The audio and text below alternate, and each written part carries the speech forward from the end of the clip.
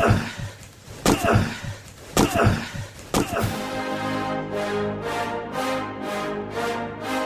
rolls out to the right, pitches off to Taylor, and Taylor's to the 20, down to the 15, down to the 10, 5, 4, 3, 2, 1. Touchdown, Billy Taylor! Touchdown, Billy Taylor! Billy Taylor scored a touchdown from 21 yards out.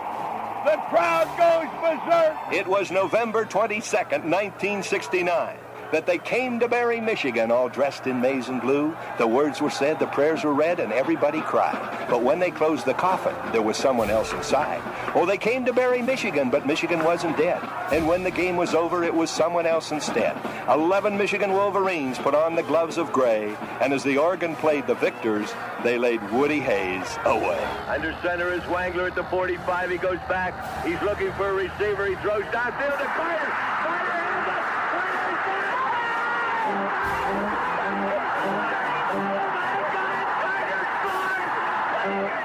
Who's got it better than us? Nobody!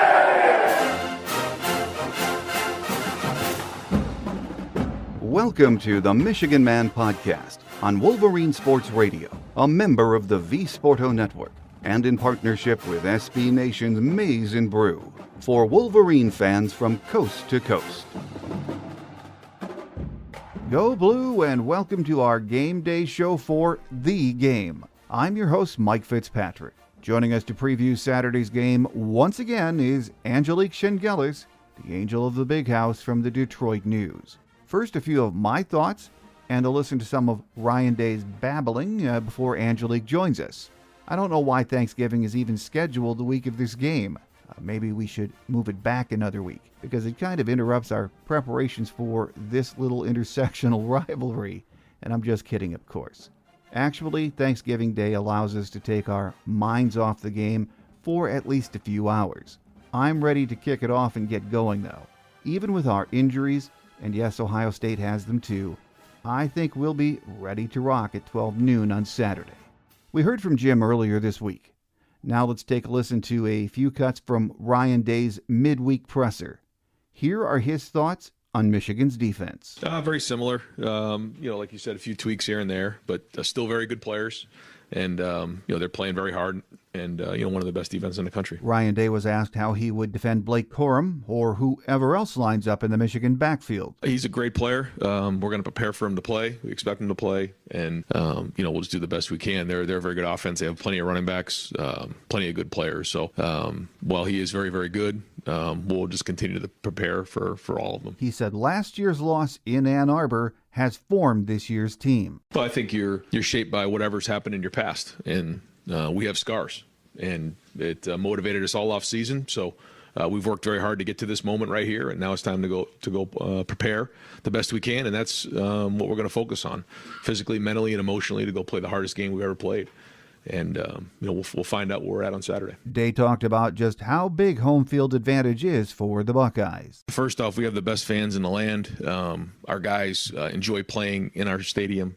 I think, it's a hostile environment. I think it's a hard place to play in, and I think that, our guys really enjoy being here, and I think, anytime you have all those things mixed up into one, then that's why you have what you have. So, and it's been a while since we played this game at home. I think what you said was, I guess, four years. Yeah. So, and that's part of, what every Ohioan and person, part of Buckeye Nation, wants to be a part of this game at home in the shoe. So, I know it's going to be an electric atmosphere. The bottom line is this. Both teams have injuries heading into this game. If guys can play on both sides, they will. How effective the Blake Corums or Travion Hendersons or other injured players will be is worth watching. No matter, the game will still be played, and other players will need to step up and make their presence felt. After all, that's what this game is about. Legends are made in this game. Will it be someone from Michigan or someone from Ohio State that emblazons their name in the history of this great rivalry? I can't wait to find out. My guest today says the best part of Saturday's game is that Michigan is back, and they have Ohio State's attention. The pressure is on Ryan Day and Ohio State this Saturday. Make no mistake about that. Losing a second game in a row and at home would be an end-of-the-world scenario for the delusional Ohio State fan base.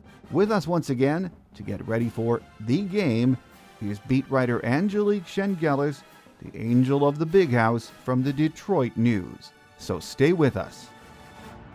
Here with us on our Game Day segment this week for the 12th time to talk about the game in Columbus is Michigan beat writer Angelique Chengelis from the Detroit News. It is great to have you back again, Angelique. Mike, it's a tradition like no other.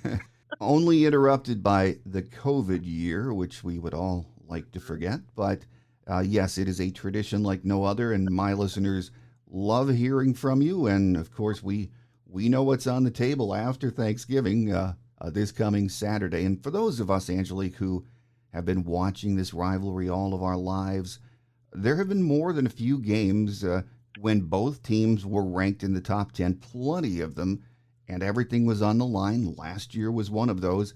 And now for the second year, here we go again. Does it get any better than this? It really doesn't. I mean, I think everybody, from the Michigan and Ohio State side kind of exhaled on Saturday that both teams got through those games, Michigan to Illinois and Maryland, Ohio State at Maryland. And because this is what everybody has been just hoping for since the season started, and it doesn't seem like it was that long ago. I mean, the season feels like it's flown by since September 3rd, and it's finally here. And you're right. I mean, this is the 12th time that these programs, but when they're both ranked in the AP top 5, they've met. And Ohio State has the edge in those games, but I mean, who cares? I mean, this is what it's all about, and I think we're all really excited about watching this. I know I'm excited, but I do have to admit, when I saw Blake go down on Saturday, I thought, man, if he's out, we're lucky to have a guy like Donovan Edwards ready to go. And then the fact of the matter is, we don't know what the status is with Donovan Edwards either, so it's hard to imagine going down there without either of those guys, isn't it? It really is. And frankly, I really thought going into this game, regardless, that Ohio State's game plan would be to challenge JJ and make JJ win this game. And I think that's what it's going to boil down to, because we don't know the status of Blake Corum. We don't know the status of Donovan Edwards. I saw Donovan in the building this week, and, he was as cheerful as ever, and hello, happy Thanksgiving, Angelique, all that kind of stuff. And, he didn't seem like a guy who had a care in the world. And I saw Blake Corum Sunday when he was delivering turkeys that he helped donate for the second year in a row. And I'm telling you, Mike, I mean, that video I posted, I think people broke it down like the Bruder film and like trying to see, is he limping? And I will say this, it was icy. The pavement was not comfortable to walk on. So I don't know. I wasn't trying to read into anything I saw from Blake walking that day. But, I think if they both think they're going to try to give it a go. And but I think ultimately, I've always believed this game is going to come down to JJ, and what a tough task for a first-year starter to go into an environment like that and carry the team. No, I agree with you. So, I mean, I heard Joel Klatt say that the other day, too, that if Blake and Donovan are limited or can't go, of course, you're going to see C.J. Stokes and Isaiah Gash probably. It shifts to JJ. And, Illinois, they stacked the box on Saturday and pretty much said the same thing. Let's see what you can do, JJ. And number one, I don't think it's fair to put it all on him. If he had more of his weapons healthy, maybe he could carry the team on his back. But I just don't think Ohio State is going to let that happen. Do you? I don't. But I also look, and I think we were talking before we started about the weather, and everyone can talk about the Ohio State game at Northwestern and how challenging that was weather condition wise for that offense, and how C.J. Stroud and Ohio State had to adjust. It was really cold, and even Jake Moody talking after the game, he kicked the game-winning kick, but he talked about how fortunate he was for 3 of those kicks to have the wind behind him. It was really a crazy wind, and I'm not making an excuse for J.J. McCarthy, but the thing I will say, Mike, is I think the criticism has been a little harsh when it comes to JJ, because I think people have to consider the receivers, and I think that they've been. I think people came into the season thinking And these Michigan receivers are super talented. They're really fast. This is going to be dynamic.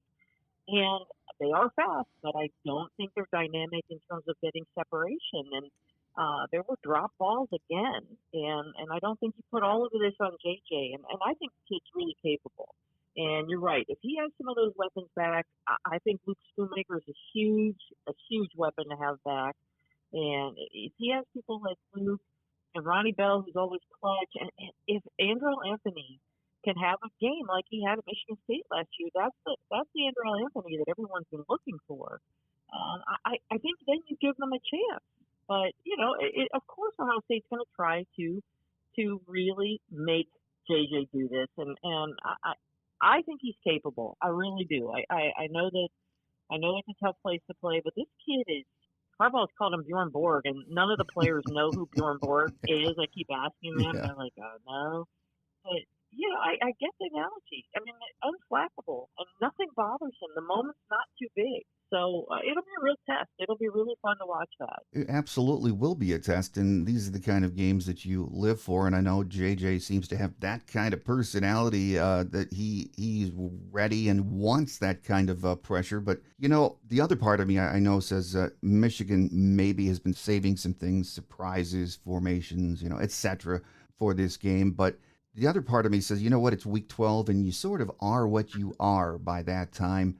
And Michigan is a team that wants to be physical, attack, and run the ball. And I expect that's what they will try to do no matter who's at running back. Yes, JJ is going to get a little more play in this game, but I would expect Michigan's going to come out and try to be physical and run again, don't you? Oh, absolutely. They are not going to flip the switch and suddenly become a different offense. This is exactly what you said, Mike. This is who they are. And they are physical. And this is a physical offensive line. And I think Oluwatimi, what an addition to this group. And I think they're ready for this. Is Ohio State's defense vastly different from last year with Jim Knowles? It's better. But I do think, you look at how I think Michigan's offensive line has pretty consistently been physical. I mean, you can say last week, wasn't quite there, but this is a different game, a different bird, and I think that they will definitely step it up. And regardless who's behind them running the ball, I totally agree with you. It would be quite an asset for them to at least have Donovan Edwards, of course. I mean, because he has different layers to his game, and it can be really tricky to defend. I think that Michigan, I'm not going to say one's more physical than the other. I've watched enough Ohio State. I think that they are more physical than they were last year, but I look at both sides of Michigan, the trenches of Michigan, and I think they're really physical. And I keep banging this drum for Mozzie Smith. I don't think he gets enough attention on the defensive side. I mean, what he's done this year, not getting gaudy stats, and it's hard for people around the country to say, oh, this guy's all-American caliber. But my goodness, what he's done, taking on double teams, sometimes triple, I think he's been such an asset, just like Oluwatimi on the offensive side. So I do think Michigan it maintains this identity of being super physical, and this is who they are. And I agree, there will be some different wrinkles because they have to. They have to compensate for whatever the issues or what they're going to be lacking in the run game. They're going to have to come up with something a little bit different, and I think they will. Well, Jamie Morris said something the other day I agree with. He said, we'll know in the first 6 minutes or first 2 possessions of this game for Michigan if we're going to make it a fourth quarter game or be in it. He said his thoughts were we really have to score first or it could go off the rails fast if we get down by a touchdown or 2.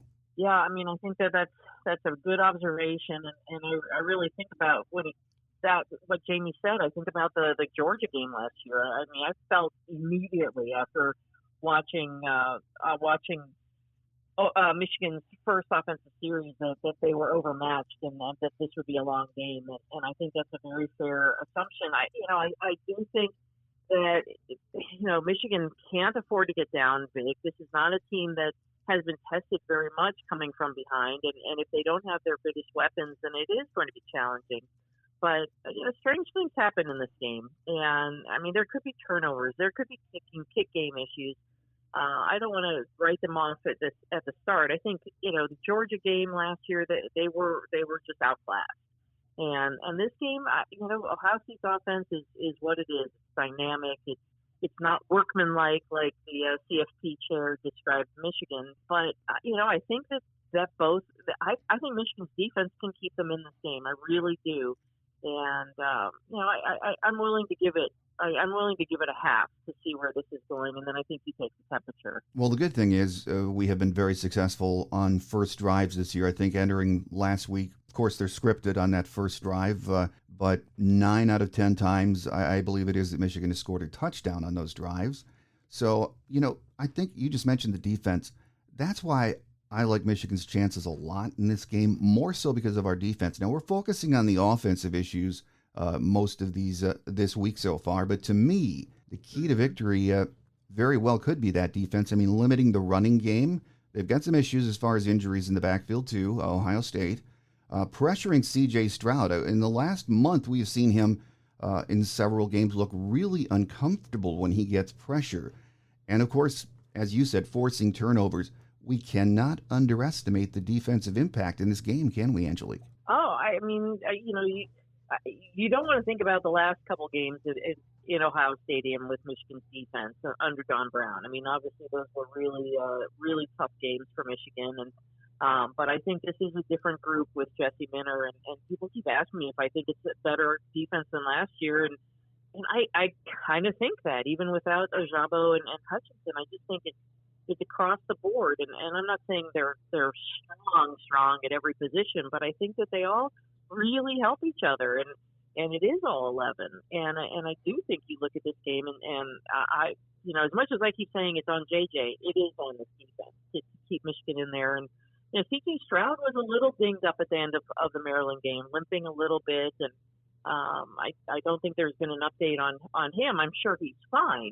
But is he going to be as mobile? I mean, are people wondering about that? And with Mike Morris back, I'm assuming he'll be back. I mean, I think some of those players sitting last game and last two games was very strategic by Michigan, thinking they would get through those last couple games against Nebraska, Illinois to get ready for Ohio State.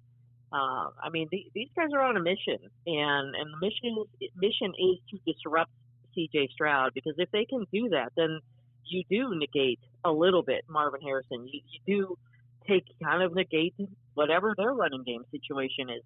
Their freshman ran really well last week in the second half. He's good, but this is a bigger stage, and I think anything can happen. But yeah, I mean, to me, the defense and JJ, that's what I'm looking at in this game. But the defense could keep Michigan really in this game. Well, the one thing you and I were talking about before we started taping was the weather, and I'm not focusing on it so much, but a lot of the fans seem to be. But the one thing that worries me more than weather is that crowd in Columbus. It's just crazy for a game like that. And I know Jim's going to be simulating that as best possible this week in practice. But as Jamie Morris once again said, if you take them out in the first 6 to 8 minutes of the game, if not, they become the 12th man, and it really gets crazier and crazier as the game goes along. That's a concern. It is. And, I mean, this is a rabid fan base. That's not breaking news. And, they haven't seen a Michigan-Ohio State game there since 2018, and they're upset about that. And they want this game, and they want to avenge last year's game. And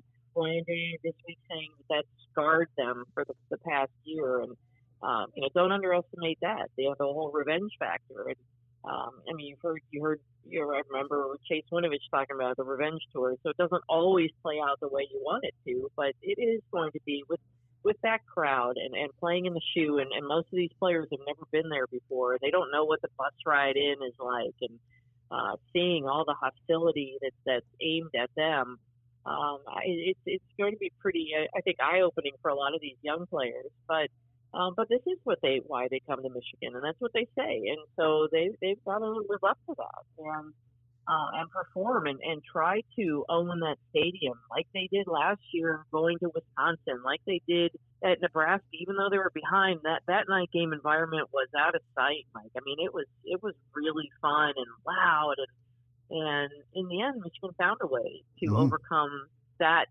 crowd and had the positive outcome. So I think they're going to approach this the same way. And yes, they've been practicing with a lot of noise and to get ready for this.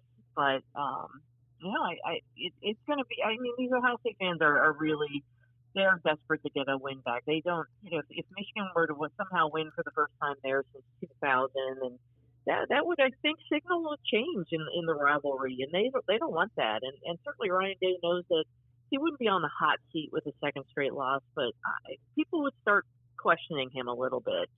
So there's a lot of motivation, obviously, on both sides, but that is a huge edge to have that game in Columbus. Well, realistically, Angelique, part of me thinks Michigan's backfield injuries they're going to have some difference in this game. It's going to be a lot to overcome. But, I mean, Ohio State can say the same thing.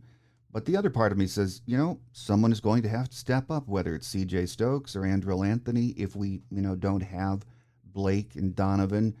And, that's what's great about this game. We think we know how it will play out, but we underestimate these kids sometimes, I think, especially in this game, because legends are made in this game, and that's so very true, isn't it? It is, and one of my colleagues was working on a list of the top 10 Michigan performances in this game, and he was ranking them, and he had Biaka Patuka's game like at 4 or 5, and I'm like, you know what, that was breathtaking. I mean, no one expected that, and that was probably, way before some of your listeners remember, but those were some great Ohio State teams, and you're right. I mean, it is a great stage and creates heroes for both teams. But for Michigan, they are going to be looking for something heroic, and I am playing a little bit off of what Jim Harbaugh was saying Monday or after the game. Pardon me, that was a team of heroes that won that game,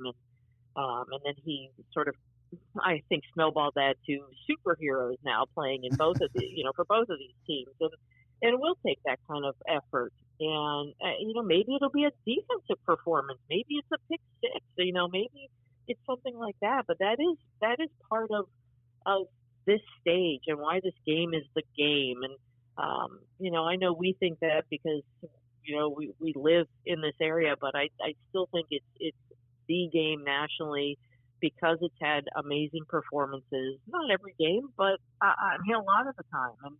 And maybe it is Andrell Anthony having that 2021 Michigan State type of performance. And maybe it is J.J. McCarthy, making big connections with receivers and using his legs wisely to get key first downs. So that's why they play, and that's why we watch. And you and I both love this game so much, and it does come down often to those kind of performances. It absolutely does. And if you've been watching long enough, you have seen those kind of performances. Yeah, that Tim Biaka Patuka performance, I still remember it like it was yesterday. And you're right, he was a great back. He was having a very good season, but that 200-plus yard performance came out of nowhere.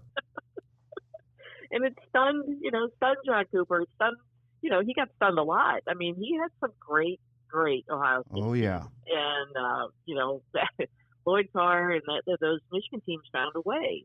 And, this Jim Harbaugh team may find a way. And it's tough. It's very tough. Obviously, they have not won there since 2000. But it can be done. And if you are going to flip a switch in this rivalry, it has to be done. If you want to make this, a real rivalry, because people have been questioning that until last season, this is what you have to do. You have to win on the road. Well, that is absolutely the truth. And, when you look at the pressure in this game, though, on everyone involved, it is so immense. Jim Harbaugh got the monkey off his back last year with just one win. And I don't sense Michigan fans saying, hey, if we lose on Saturday, that last year was a fluke. But, when I talk to my Ohio State brethren, I do sense from their perspective that if they lose 2 years in a row, and you were talking about this a moment ago, especially with this one at home with so much on the line, they are going to be more than extremely disappointed. And Ryan Day, as you said, he's not going to be in any trouble as far as his job, but man, the pressure on him will start to notch up, won't it? Oh, it is. I definitely think Ryan Day has more pressure going into this game. And I thought the way Jim carried himself Monday when he was talking to us, I mean, he was bubbling. He was, he kept bringing up joyous and happy Warriors. And I think he really, truly has loved this team. And, loved the fact that he was right coming into the season, calling it the no-star defense. But often in his experience, those are the best defenses. So, I think he's really pleased that has come to fruition. And he has the ultimate trust in J.J. McCarthy, a guy who Jim thinks reminds him of himself when he was playing quarterback. So I think he feels very confident, even with whatever deficiencies there may be injury-wise, that they can go into Columbus and give them a game. I mean, they must see something on film that I think that gives them a little extra confidence. I'm not sure what it is, but they must see something. And I think that Ryan Day is, last year hurt him. I mean, in a big way, and it hurt the Ohio State team. But I think Michigan's going in there not with nothing to lose, but with feeling like, this is, let's play loose. And I'm not sure Ohio State has that benefit right now, because I think they probably, at least from Ryan Day's perspective, feeling the heat a little bit, that you just can't lose this game. Yeah, and you're right about Jim. He just, it surprised me a bit at the Monday presser that he seemed really confident. And I know at one point he said, I think you're going to find out Saturday we're made of the right stuff. And you asked him a bit later about that. What do you mean being made of the right stuff? So he does sound extremely confident. Yeah, and he never really answered it, of course. I mean, and he doesn't, I'm sure I was surprised he didn't say, well, I'm not going to peel back the onion, because that's usually the standard when he doesn't want to say anything. But, I think he feels like he says enough. When he says he feels confident that they have the right stuff, then everybody should understand that. And I still don't, but I understand that he has confidence, and he has seen his team. Maybe they haven't had that non-conference schedule didn't challenge them and all those things, but they do learn about themselves. Even then, they did beat up on teams they were supposed to beat up on. They did go to Iowa, with a struggling offense, and they won on the road, and then they won on the road at Indiana with some, circumstances in the first half that no one could have foreseen, with Mike Hart going down.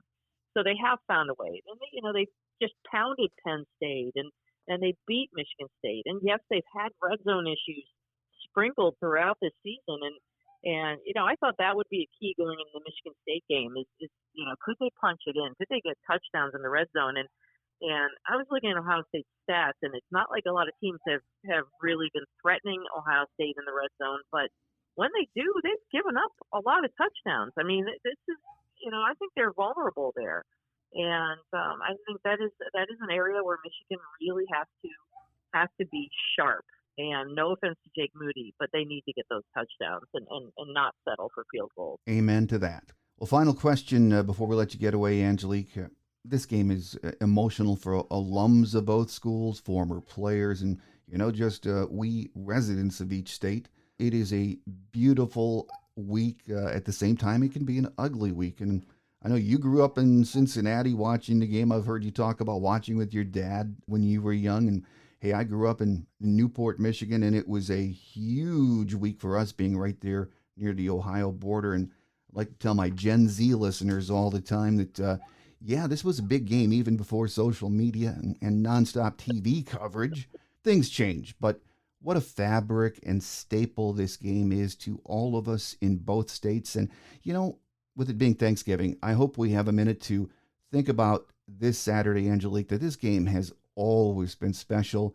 And this Saturday, it will be again. And, man, that's a beautiful thing. It is. And, it's cliche. We talk about what you're grateful for. And obviously, you're grateful for all the personal things that you're grateful for. But in this level, on this sports level, I'm grateful to have grown up watching this rivalry. I'm grateful to be covering this rivalry, and I'm really I don't love that it's played the Saturday after Thanksgiving. I miss those days when it was you had your full week and there was no interruption, Not that Thanksgiving is an interruption, but you know what I mean. Yeah. And but yeah, I mean, this means everything. And there's a new series out, a new documentary on rivalries, and it's a study of rivals and why they need each other. And this one is focused on Michigan Ohio State, and I was fortunate enough to be interviewed for that. And it's really interesting when you look at it that way, and to tie it back to the reference that none of the players seem to know about Bjorn Borg that Jim Harbaugh made in regard to J.J. McCarthy is, you know, Borg and McEnroe needed each other. John McEnroe. I mean, those are rivals. They make each other better, and that's what this game is about.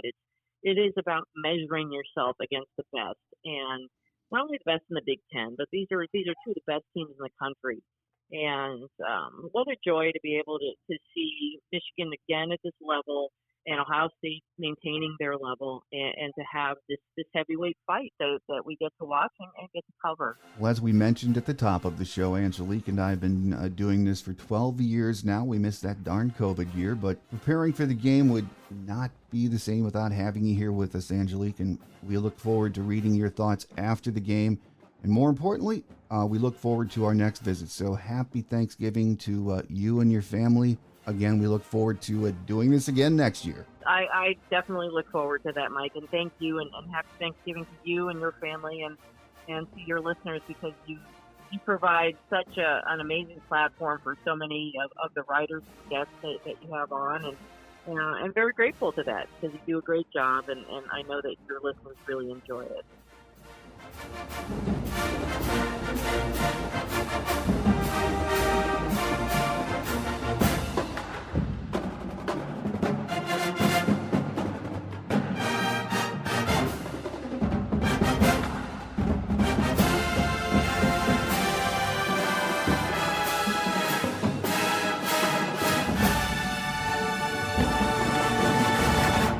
On Quick Hits today, we know as much about injuries today as we did on Monday, which isn't much. We'll know at 12 noon on Saturday who is ready to go. Here are a few notes of interest for Saturday's game. Despite Ohio State's belief that Michigan is an inferior program, we lead the series all time with 59 wins against 52 losses. There have been 6 ties. Michigan won the first game with Ohio State on October 16th of 1897 in Ann Arbor. Last year was one of the most satisfying of our lives, watching Michigan pound Ohio State into submission, 42-27, on November 27th in the Big House. Ryan Day is in his 4th year as head man in Columbus. His record is 45-4. They were 11-2 last year, good for second in the Big Ten East.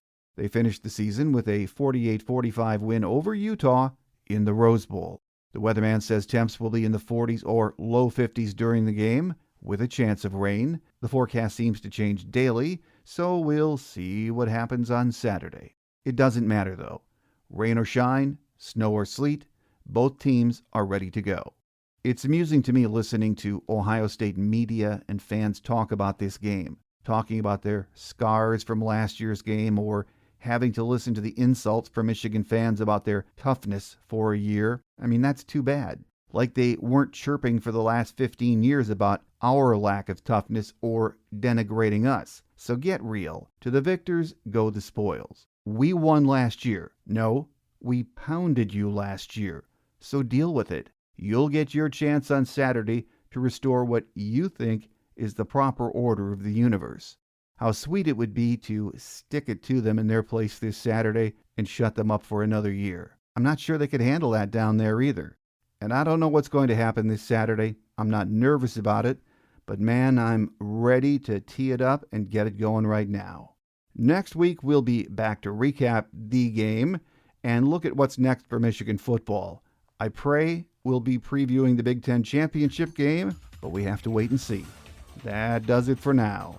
Have a happy Wolverine Thanksgiving, everyone. I'm your host, Mike Fitzpatrick. Think victory, beat Ohio State. Until we meet again, take care, and as always, go blue.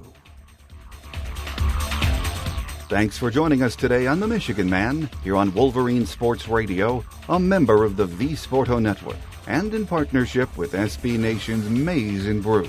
Our listener lines are open 24/7 for your calls at 313-263-4842. That's 313-263-4842. Or email us at themichiganmanpodcast@yahoo.com. That's themichiganmanpodcast@yahoo.com. The Michigan Man Podcast is produced at the studios of Robin Lynn Productions, Allen Park, Michigan, and is not affiliated with the University of Michigan. Go Blue!